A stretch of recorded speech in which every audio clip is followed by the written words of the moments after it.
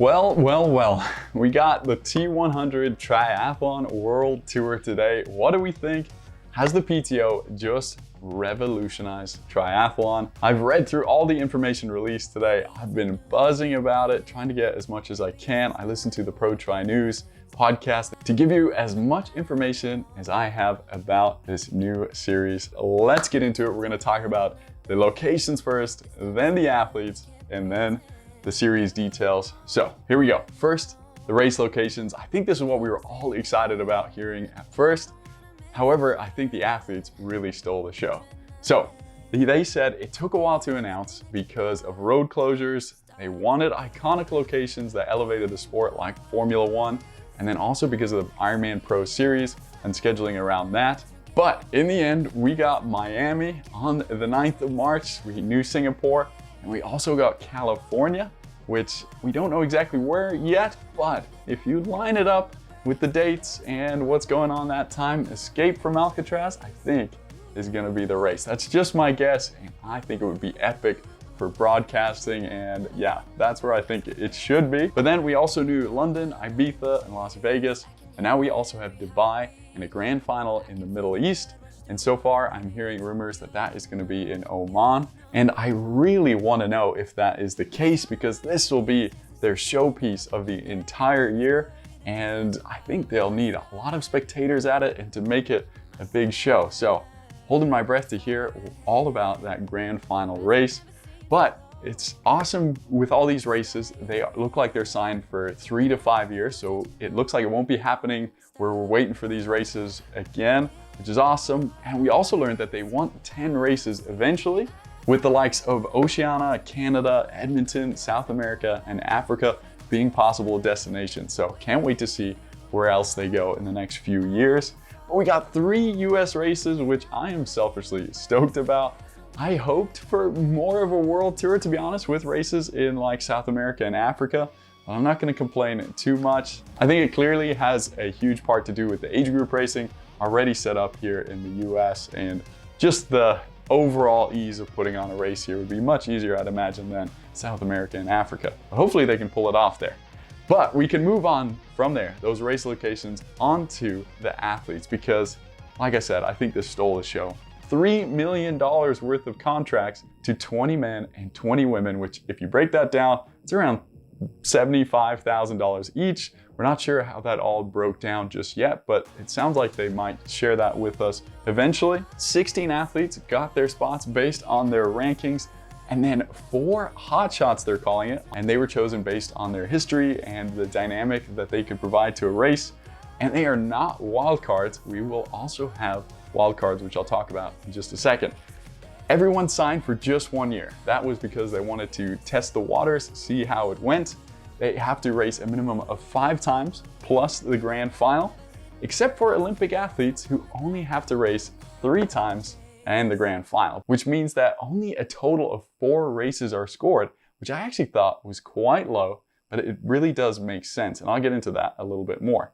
But that means there's about 40 wildcard slots throughout the season, and they'll be picked similar to how the PTO has done it before. So that'll be really exciting. I think a lot of short course athletes are going to be putting up their hands for those. And interestingly enough, a wildcard could potentially win the series, but mathematically it would be really tough. But then onto the specific athletes they signed, and wow. On the women's side, they signed all the big names. Everyone they offered a contract to, they got one. Even the likes of Laura Phillip, Daniela Reeve, Sky Monch, who I all thought would focus on the Ironman Pro Series, they managed to sign them as well, which goes to show that they really made a system that works to race this PTO Tour, the T100, as well as the Ironman World Champs. And I think Ironman actually did them a huge favor, announcing the Pro Series when they did, so that the PTO could negotiate around that. And then also Pro Tri News mentioned that splitting up the World Champs so that the top athletes on the men's and the women's side wouldn't all be going to that race at the same time actually probably did the PTO a huge favor as well. But back to the athletes for a second, because the hotshots for the women really caught my eye. Flora Duffy and Taylor Spivey, both of who I think could make a huge impact, obviously, to these races, and I can't wait to watch both of them. But moving on to the men's, and they still pretty much got everyone. Everyone except, most notably, Christian Blumenfeld and Gustav Iden, the two Norwegians.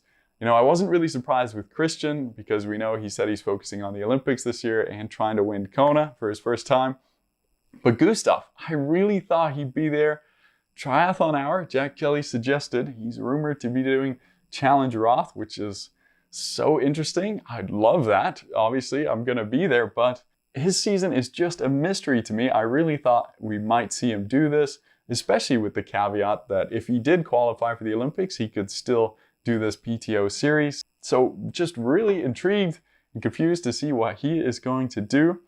But back to Christian for a second, because man, I think this is the biggest blow for the PTO, missing the #1 triathlete in the world by their own rankings. Even though they had this caveat for Olympic athletes, I'm gutted that they don't have him, but they'll definitely have to get him in 2025. He completes the narrative that they are looking for of having the best athletes racing each other. And without him there, we'll definitely all be missing him. Hopefully he'll get a couple wildcard slots, you'd have to imagine. So I don't think we won't see him at all in the tour. But then other notable athletes who I think really could have got a hot shot spot was Ellie Salthouse on the women's side for me. This one really surprised me. And then Fenella Langridge as well. It looks like, though, she might be taking the opportunity to now focus on that Ironman Pro Series, as a lot of those other women might not be. So she might be making a pretty smart decision here. And then on the men's side, I could have easily seen Yuri Kulin and Mika Newt picking up a hot shot. But when you've got the likes of Javier Gomez, Alistair Brownlee, Martin Van Riel, and 70.3 world champion Rico Bogan taking up those spots, it's pretty hard to compete with. Although I think they'll be really high up on that wildcard list. They'll just have to depend on how many short course athletes are fighting for those spots. And then all of these athletes can auto-qualify for the 2025 T100 series if they finish in the top 10. And then the next 6 athletes are based off of their rankings throughout the year. And then it goes to hot shots as well. So we will know by the end of the year what the next 2025 tour athletes are going to be. And then we can finally move on to the T100 details. First off, the name. It's quite different. I did not expect that change. I actually saw this before they made all the announcements. They changed it on YouTube. Why did they do it? Well, it kind of makes sense because PTO here means paid time off in the States. So that SEO conflict was never going to work. But the T100, to be honest, not the biggest fan myself. Maybe it'll grow on me. Let me know what you think. But then another big change was the prize money. $2 million is going to be handed out throughout the races, and then $2 million at the end, depending on where the athletes finished in the T100 series. And I really like how it breaks down, actually, to be honest, where the end of the year payout is just as big as all the races throughout the year, because I think this just adds a huge dynamic to talk about during the races and in between the races, where each of the athletes stand, and if they move up a place or two, they could win $5,000 to $10,000 to $15,000 more dollars. And I think this makes back of the pack racing more exciting to follow. I've always been dying for that, and that was something that Sam mentioned. So I'm really loving that, and I like the prize breakdown a lot. And then the points breaks down like this: 35 points for first place in a regular season race. That's 7 points more than second place. And second place is only 3 points more than third place. So a huge bonus to coming in first. And then in the grand final, it's 10 points more than second place. So all eyes will definitely be on that grand final race. And then some other notes that they released: pro-only courses now. So interesting. It looks like age group races won't be on the same courses. Race Ranger will still be a part of the whole series. The broadcast is going to be improved. Sounds like maybe a second screen option for us diehard fans, which I love. And then commentary. I think this is one of the most underrated things for the whole series. Could be so important. Sam mentioned this in the Pro Tri News podcast. He said they're looking into retired or recently retired people who they want to get on the team. So Jan Frodeno, Sebastian Kienle, that's who I'd be voting for. I love Jack Kelly as a commentator, to be honest, so I hope he will be on there as well. But man, my suggestion is this guy who commentated during the Olympics, Ryle Nugent. Listen to him growing up. He is electric, and if they get anybody in, I 100% vote this guy. They're off. And swimming, the men's triathlon for Tokyo 2020. All the ingredients are there. Let's see how it bakes in the heat of Tokyo. And then drug testing. They are working with World Triathlon to produce an in and out of competition testing program within the T100 for their athletes. And then also those slightly lower in the rankings. They believe there is quite a gap right now with the in and out of competition testing, and they're going to release that soon. And then Collins Cup. It didn't come back, but will we see it in the future? Yes, we will. They don't know the details quite yet of it. It might be built into an existing race, or it might be done throughout the course of the year. But we'll hear more about that, I'm sure, by the end of the year. But that is pretty much all of the information. Looks like we'll get some more on Thursday when Jack Kelly does a podcast of the Triathlon Hour with Sam. So I will include that in my weekly news roundup, which should happen on Thursday as well, because there's so much other news going on right now I have to tell you about. But then that means we can move on to the predictions. I'm going first, second, and third. I want to know yours down below, and mine have changed just slightly because of the new information that was released. But we're locking them in now, and I'm sure I will be able to come up with a really good giveaway to give whoever gets closest at the end of the year. So make sure you put them down below. So at number 1 on the men's side, I'm going Jason West. As I said in my prediction video, I think he just hit another level last year, and I think he's going to do the same this year.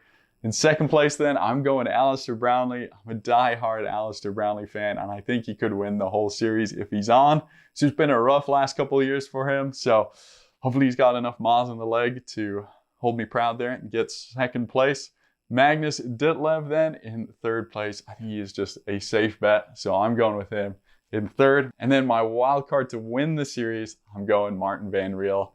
He's just got wild card written all over him. But man, this is leaving out so many big names. And the same for my women's, because I had to move Lucy Charles-Barkley to second place because Taylor Knibb is now doing the series confirmed, which I wasn't sure about with the Olympics. So I've got Taylor Knibb at number 1, Lucy Charles-Barkley in second, ahead of Anna Haug in third, which means it's just crazy. Ashley Gentle is not on my podium.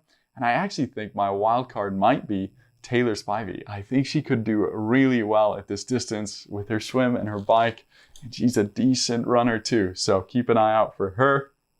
And then, man, I didn't even mention Flora Duffy. So this is just going to be a crazy series to watch. And before I close out, the last thing, we didn't get too much more news about age group racing other than it looks like they're going to have that 100K distance for us to race at pretty much all of their races, and with the opportunity now to be crowned the T100 World Series champion.